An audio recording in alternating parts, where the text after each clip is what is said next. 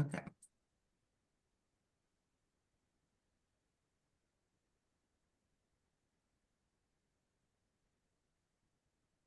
Oh, Matt, you're muted. Apologies.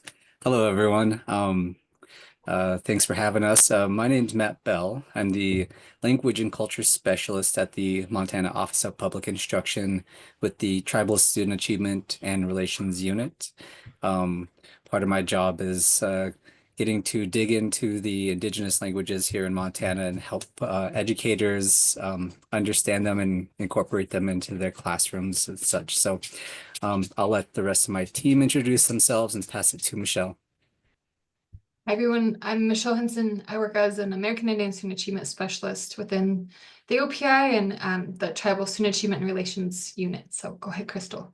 Bas Shoraja, Bazalabajay Galoish Hookbeak Salaka, Ichikdiawagam. Good afternoon. My English name is Crystal Hickman, and I am Michelle's counterpart in the Tribal Student Achievement and Relations Unit, and work closely with Matt. I am an American Indian Student Achievement Specialist. I should have that down by now. I really should. All right, Matt.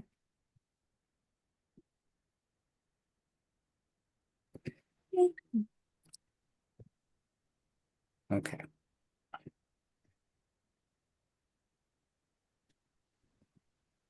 Um, so part of our discussion today will include a little bit of the data regarding some of the particular English language learners here in Montana, uh, particularly our indigenous population, and how some of that identification, that data, some of those input markers into English language learners has a crossover with identification that leads to SPED services. So we'll talk a little bit about that.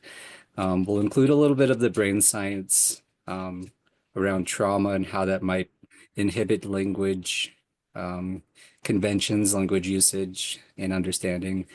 And we'll kind of round it out with some cultural considerations from an indigenous perspective regarding learning and assessment that people can kind of take forward. So we'll start with some data and just kind of to frame this topic out a little bit. And so here's and I should add to I'll put it in the chat. All of this data, if you want to look at it, or if you want to go back or look at more data, it's all in our most recent American Indian Student Achievement Data Report.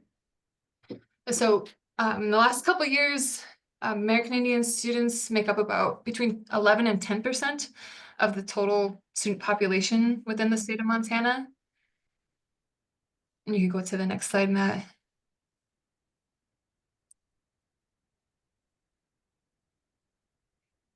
And it's interesting because as you compare that, anywhere between 11 and 10% of the student population, they're making up in the high 50%, almost 60% of the English language learner students. So that top number there is the total number of American Indian English learner students for those given years. The very bottom number is the total number, and then that percentage is that middle row there. So in the most recent data year that we have, 2022 to 2023, American Indian students made up 56% of all the English learner students. And this is a graph, so you'll see those same numbers. This shows the number of English learner students that are assessed. And so I know those numbers are a little bit hard to see. Like I said, if you want to go to the document, you're welcome to. But the top orange line is the total number of the total number of English learner students that were assessed in a given school year. The solid line is all students, and then the dotted line is those that were assessed. The solid blue line is the total number of American Indian English learner students, and then the dotted line is the total number of American Indian students who are English learner and assessed. So you do see a disparity there. I think that's the biggest takeaway from this slide is you see a disparity between the number of students who are American Indian and English learner and being assessed compared to all students. That's a lot of qualifiers. Here's a look at testing proficiency. And so that orange line is all English learner students in the state of Montana. The blue line is all English learners, or I'm sorry, all American Indian English learner students in Montana for those given school years. Here's a pie graph showing the English learner student language of impact. And so for American Indian students, the vast majority, 97%, if not all, because the other language are not reported. So 97% of American Indian English learner students, their language of impact is some sort of indigenous language, native language. Here's some WIDA testing scores. And so you can see over, this is data from 2023. The different grade levels are presented from left to right, and then the WIDA scores. And just to kind of, if you're not familiar with WIDA testing, level 3 is considered a developmental stage of English language. And so you can see the majority of grades are right around that level 3, a little bit above or a little bit below. And then here's, I think this slide is especially interesting. So here's the average composite test score by primary home language. And so for the American Indian students who have, let's see, I'm just going to read this so I can make sure I get it right. So in 2023, English learner students who primarily spoke Native American language at home had a higher composite test score, 3.08, than English learner students who primarily spoke English at home, 2.82. So there's just I think, an interesting difference you see in composite test score based on primary home language. And that's some data fast and furious for you, and I'll turn it over to Crystal. All Are right. you coming on Thursday? Thanks, Michelle. Hopefully not. Okay. Can you move to the next one? Thank you. So just to add more context to this issue, we wanted to introduce the idea of trauma and how it impacts learning. And so here you'll see, if you haven't seen it before, it's quite, it's out there quite a bit. But this is the image of a brain of a 5-year-old child, 2 5-year-old children one who had a pretty stable, loving home, and that's there on the left, and then a child who experienced a lot of trauma in their home life. And you can see that the most interesting impact is in the temporal lobes, and there's a lot of stuff that happens in our temporal lobes that is associated with learning. One of the biggest ones, our biggest ones, are language and memory. And so without language, with impacts to the language and the memory, executive functioning, there's so much that happens that follows after that, that trauma, and then the compound trauma of not having these abilities. Next.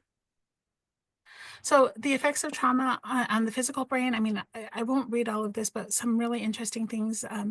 One, the poor immune system, children who experience a large amount of trauma and have some of those effects really do get sick more often.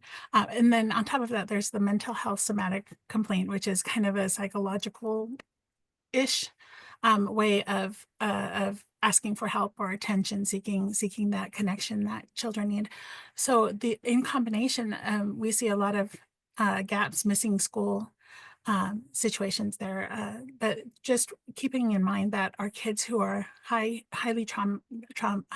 impact trauma really do have poor immune systems and are missing school more often because of that. Something else that I think is really important here is that our brain structures of children who are experiencing high trauma or have experienced high trauma in early childhood really are smaller. They're smaller. They don't have the same amount of synapses that their counterparts or their peers do. And they have fewer brain cells. And this is just maybe an outcome of being in that constant state of stress.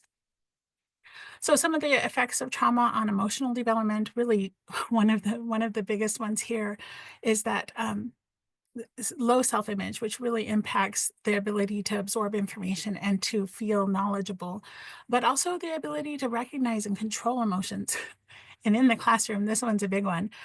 Difficulty understanding social cues. If you're in a constant state of stress and your body is flooded with cortisol, you're not really paying attention to somebody subtly trying to get you to be quiet or to sit down. I mean, what ends up happening is it has to be a more forceful cue, more verbal cue, and sometimes that can compound the situation.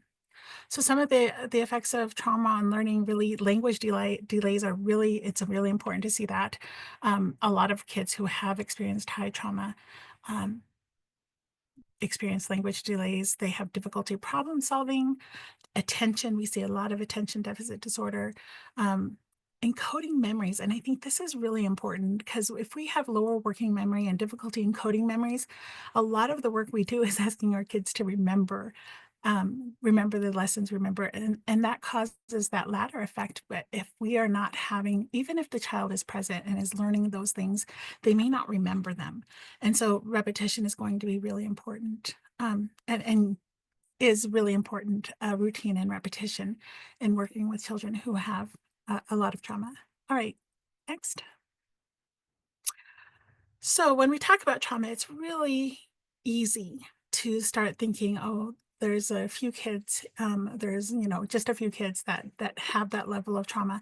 But what we learned from the Kaiser Permanente studies and really all across the studies that have come after that is the prevalence of ACEs. It used to be considered the exception. And sometimes we still kind of approach things that way, like the child who is the exception has those high ACEs or high experiences. But what we know now is that 1 in 3 students, oh, I'm sorry, this is particularly from the Youth Risk Behavior Survey. It was published in October of last year, but it was based on the 2023 collected data. But 1 in 3 students self-reported 1 or more ACEs. That's is interesting. But 1 in 5 students reported 4 or more ACEs. And if you're familiar with ACEs at all, the adverse childhood effects, you'll know that there's a lot of health situations that are related to that, health outcomes that are related to those adverse childhood experiences. Some of the most common ACEs that were self-reported in the Youth Risk Behavior Survey were emotional abuse at 61.5%. Physical abuse followed that, 31.8%.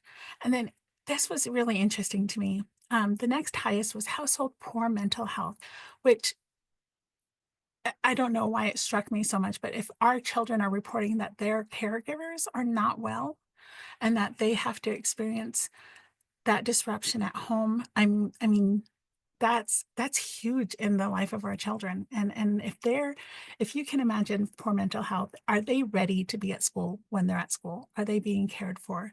So it's just a really important baseline to understand. So also not listed here is the students that were identified as female.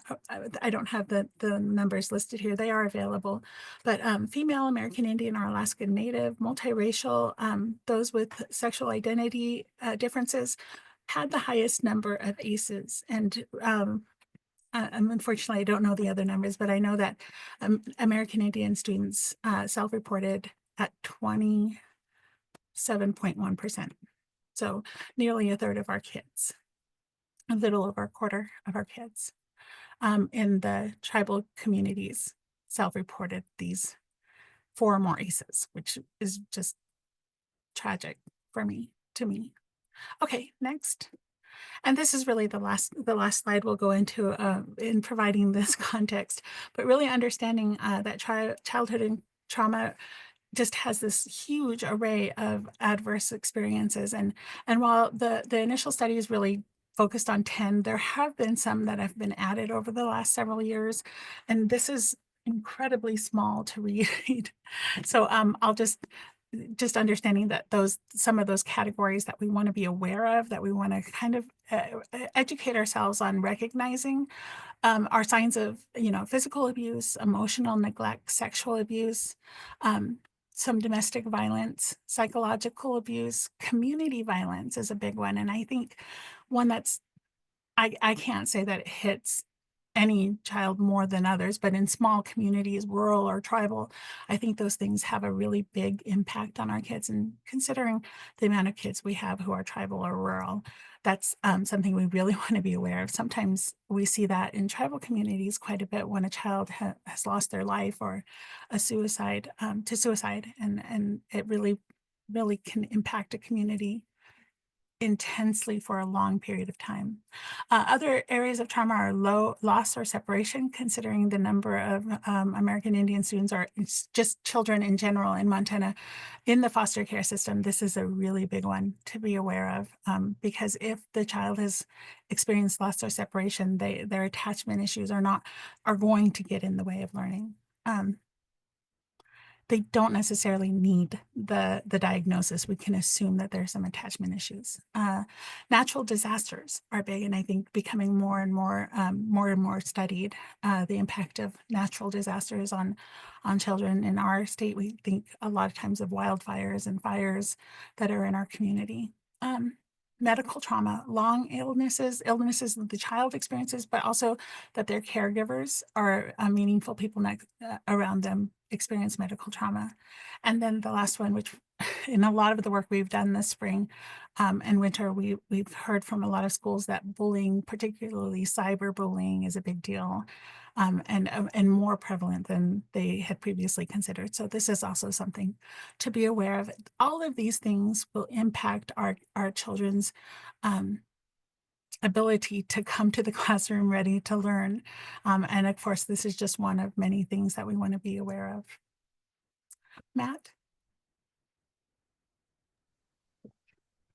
Thanks, Crystal. Yeah, we're kind of going through a lot of background information that it impacts our youth, our students, and that kind of has sometimes has co-convergence with other things that impact the neuroplasticity and things that students have to bring to school, and being mindful of these things and what kind of interventions we can best support, or which ones that staff might need help with or need to know more about. Certainly helpful. Um, so I guess what I was going to do with this piece is kind of talk about how some of the conventions of Indigenous language, expression, speech doesn't always align with the Western conventions that we find in schools. It's just some food for thought in terms of if you have a student who's new to the school, to the community, enrolling and stuff. If you don't have background information on the family, um, and you have some ideas or suspicion of, maybe they need language services, maybe they don't. Sometimes it's just it can be chopped, um, boiled down to cultural differences. So yeah. In Indigenous communities, humility and respect for elders is pretty paramount. It's something that we try to model and we observe people demonstrating all the time. So there are some instances where young people feel very awkward about interrupting elders, interrupting people who are older than them. That's kind of a cultural value. And sometimes that can kind of look like young people don't want to speak up in class. Uh, or don't have certain abilities to speak up, but they might just have a different cultural understanding of when to speak in class. Um, uh, Further, I guess it's not really a value in Indigenous societies to kind of be too boastful with knowledge. If you have it, it's kind of more respectful to be, honor other people's time and effort in the in the space that you share and not try to take up too much of it. So again, that can kind of appear that people don't want to speak or don't have the ability, but it might just be a value of being reserved. Um, so yeah, making positive relationships with families can kind of help suss out some of that stuff. Kind of digging into indigenous languages more and people who kind of have a little practice with them. The mind, the worldview, I guess, of folks who kind of use indigenous languages can kind of shift a little bit. Indigenous languages tend to be very verb-based and polysynthetic, so a whole phrase can kind of fit into a word that has, you know, the verb, the subject, and even an object. And it's kind of an interesting way to kind of think about things in action as opposed to a noun-based language where things are kind of labeled. Um, and especially with American English, where some of those labels are from other world languages, and trying to keep track of which ones those are which is sometimes confusing. Um, one kind of small one, eye contact might not always be appropriate for folks, especially when meeting new people. Eye contact can be a very intimate thing, uh, and kind of reserved for very serious situations. So it may not be, yeah, something other than a cultural value. Um, One thing, I guess, in terms of comparing Western and tribal mindsets, kind of jumping down to the nonverbal communication piece, there's a lot of value and emphasis people in indigenous communities place on nonverbal communication, um, and not just sign language and stuff, but um, I guess gifting gestures and other gestures of reciprocity that kind of establish the relationship, I guess, between people or communities. Um, so if a student is not as verbal as others, I think maybe they have might have a little more value in this idea of nonverbal communication, being an authentic marker of communication.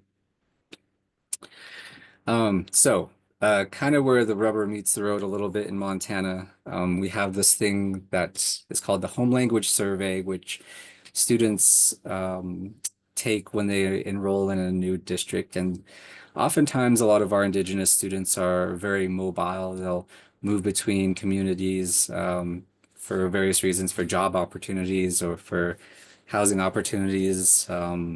You know, a lot of different reasons, but they have relations in a lot of communities and they exercise a lot of that. So, but anyway, when they get to different schools, they have to take the survey.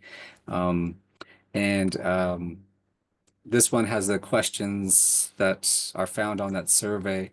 In particular, one of the things that tends to get students flagged for possible follow-up or services is question number 4. Does your child have exposure to a heritage or ancestral language other than English spoken by family, friends, or community members?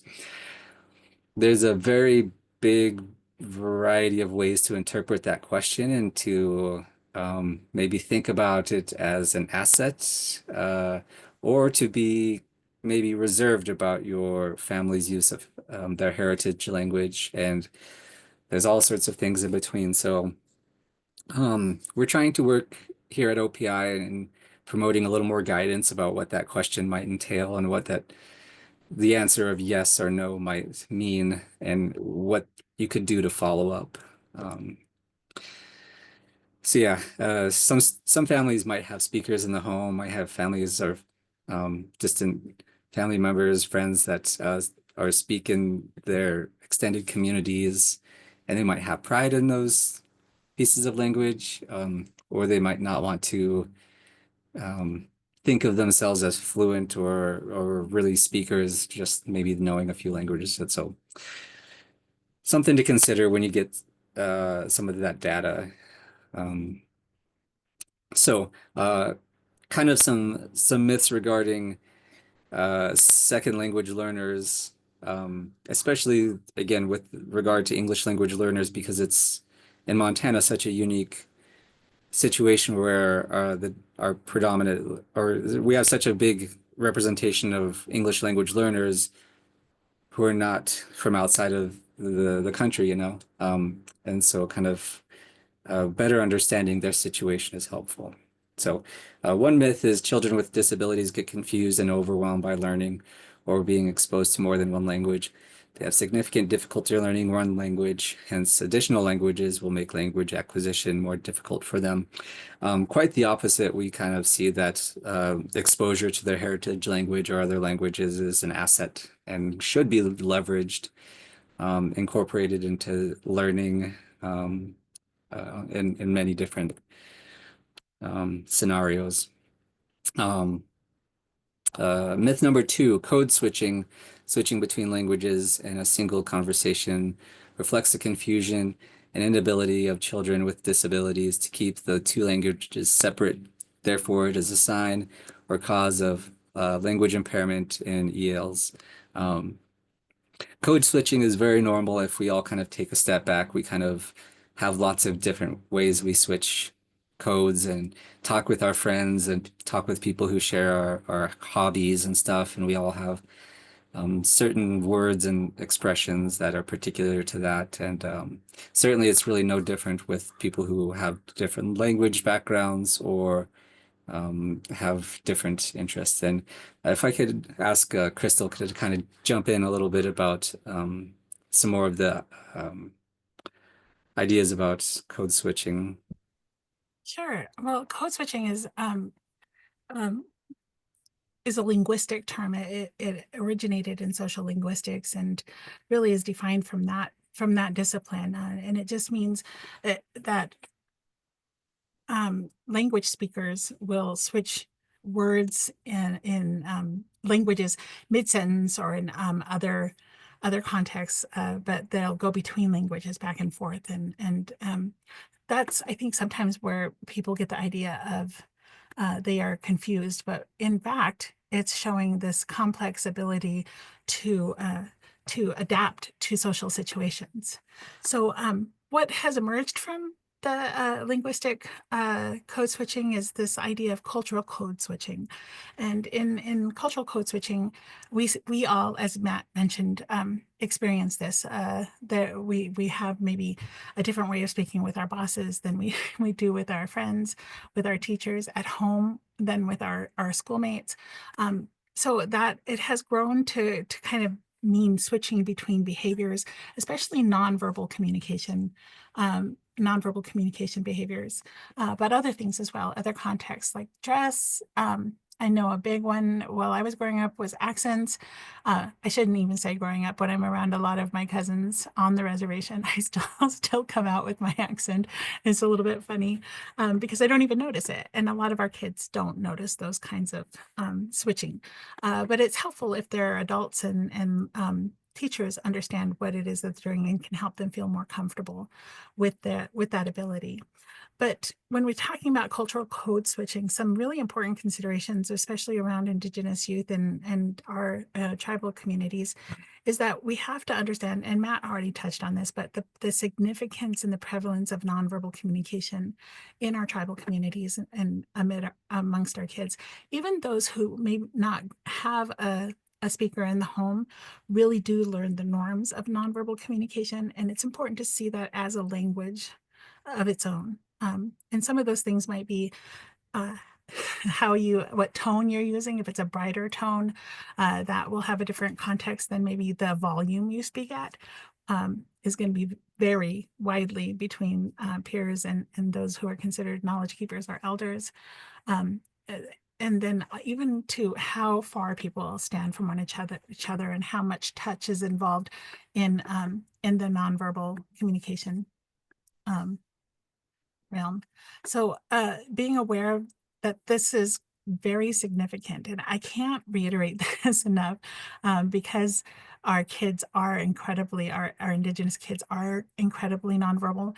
And then when you think about kids who have been through a lot of trauma and compounding the issue, I'm sorry, but they are also more nonverbal. And so when we think about nonverbal communication as a language, we can help them learn how to navigate it a little bit better. And then be aware of learned patterns of English grammar and syntax, and recognize that students, they may be the student's default setting. Um, I know that I experience some really intense grammar shifts when I'm around a lot of my especially elders.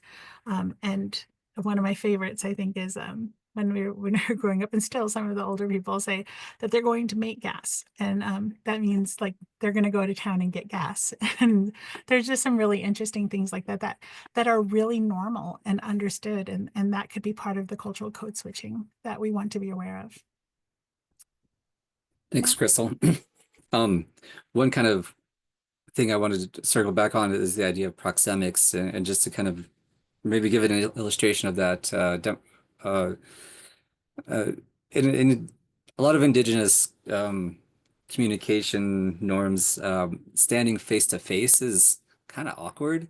Kind of going back to those nonverbal cues and stuff. In my experience, I guess I should say, it's a little more helpful for communication to stand kind of almost side to side, shoulder to shoulder, like looking at the same direction, so that um, people don't have to feel too uncomfortable about their body language or being assessed in that kind of, I don't know. It seems to be kind of a leveling thing in terms of perspective.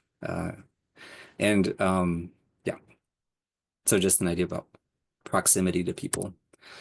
Um, One last myth, exposure to two or more languages will worsen language impairments and in other language learning deficits, as it causes cognitive overload that overwhelms an already impaired language learning capacity and reduces the affected children's chances of learning English.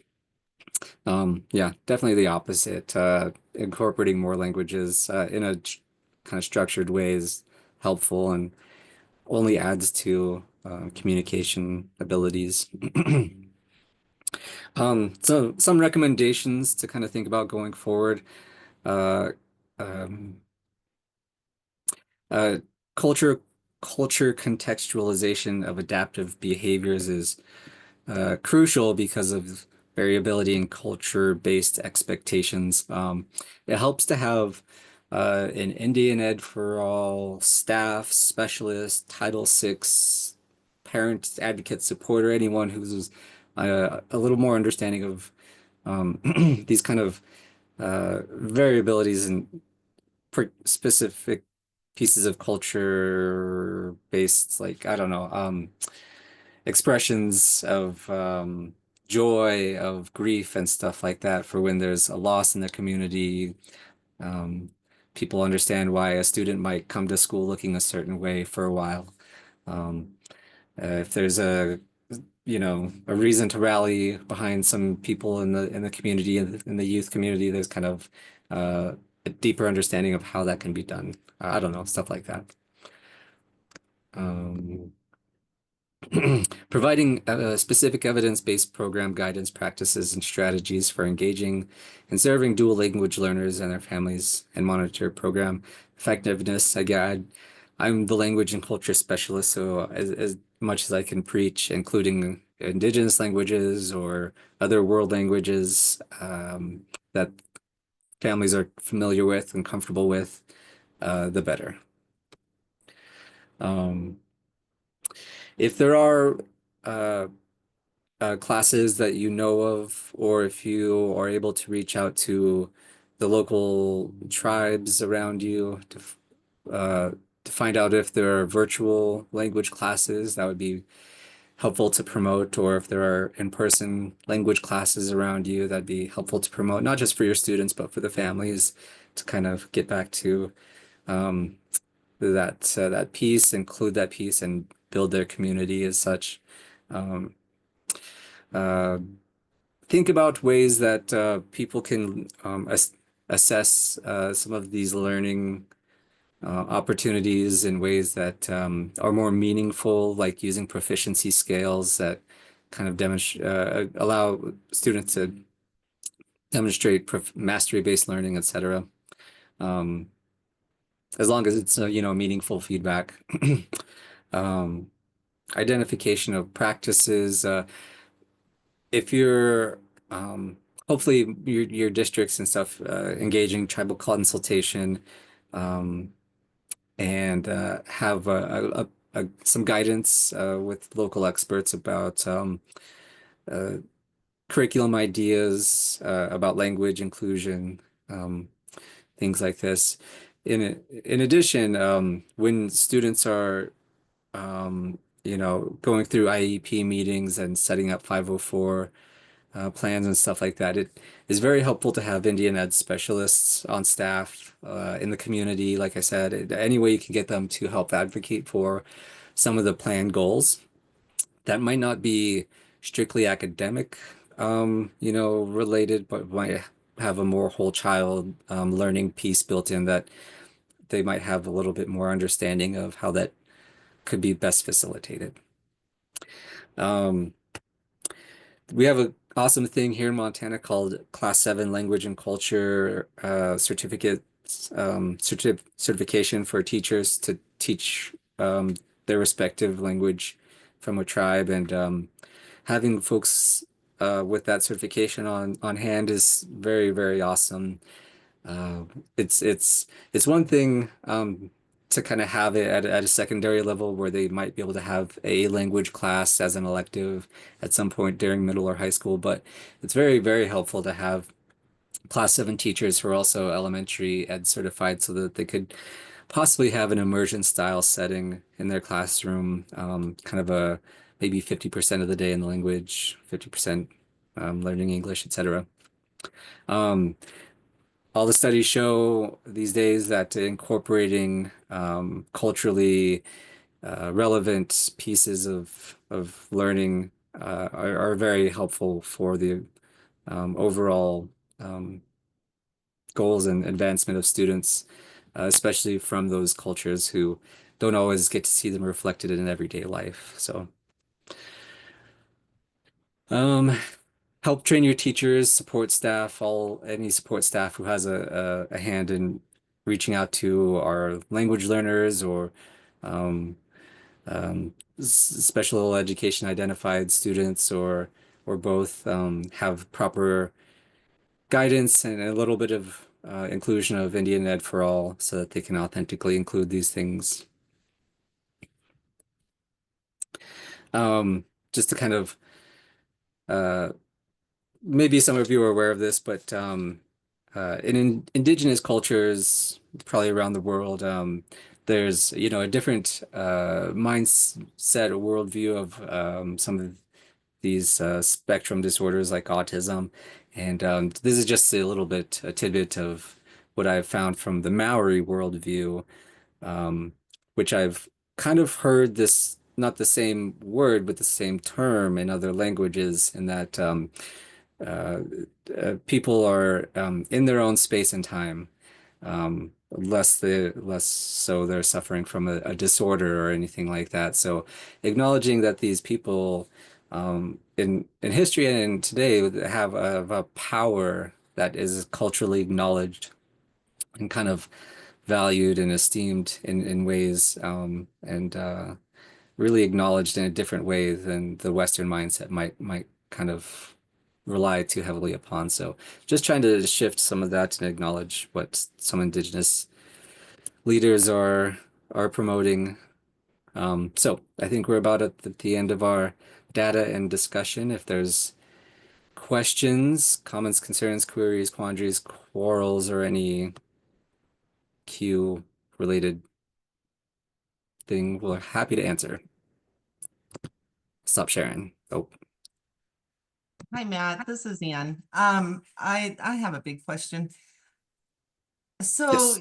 you were talking about having folks in the school system that have the level 7 certificate. Class 7. Okay. Is that right? Level 7? Mhm. Yeah. I don't know if I got the right number. But I was curious, then when you have students who are working in an IEP, and so then when their parents or other family members come, have you seen where there's some support then for those families to have that person there to help maybe be a translator of some kind, or to ensure that some of the goals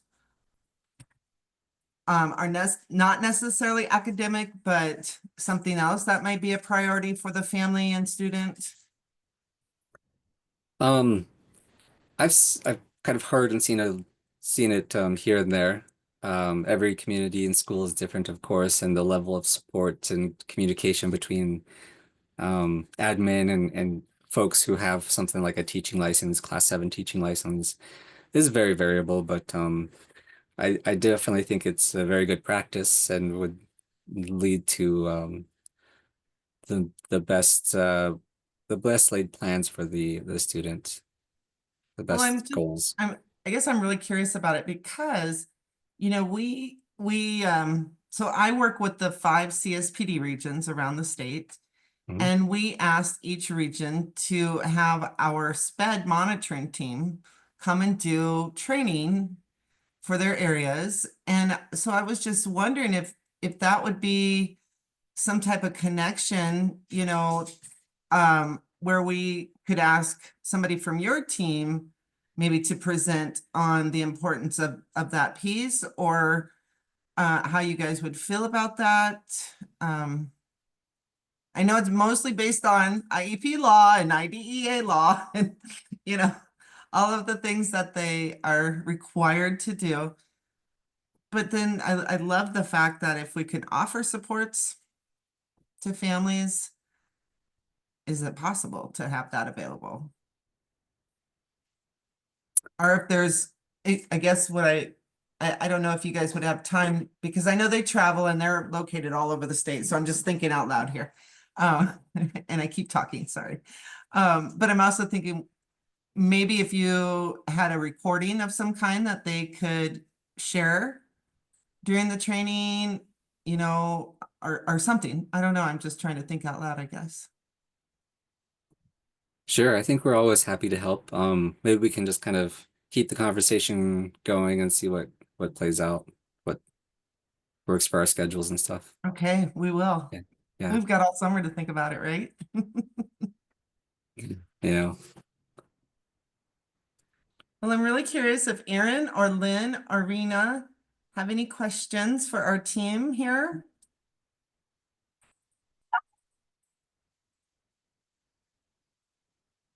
I apologize if you guys can hear my doggies in the No, I background. They don't get have any question. very excited. Thank you. Thank you for being here, Rena. Thank you. I don't have any questions either, but I've really enjoyed hearing the information and taking it all in. And I appreciate what it takes for you guys to be able to put something like this together and share it. So thank you for that. Great information for sure. Mm-hmm. Sure thing. Okay, I know Erin doesn't have a camera, but I wasn't sure if she would be able to type in anything. She had typed in a note earlier. Which, give it a second if she was responding. So Michelle, I'm sending you an email asking if you would share these slides with me Sure, or yeah, Matt. I think I sent it to both of you. So then I can post with the video of this recording. So if people want to view the slides as you're speaking. Or at some other time even. definitely. Okay, well, I don't think that we're gonna have any more questions. So I'm gonna go ahead and stop recording real quick. Oh, Erin did respond. I don't have any questions, but I also appreciate your time and all of the wonderful information. So thank you, Erin. So let me see.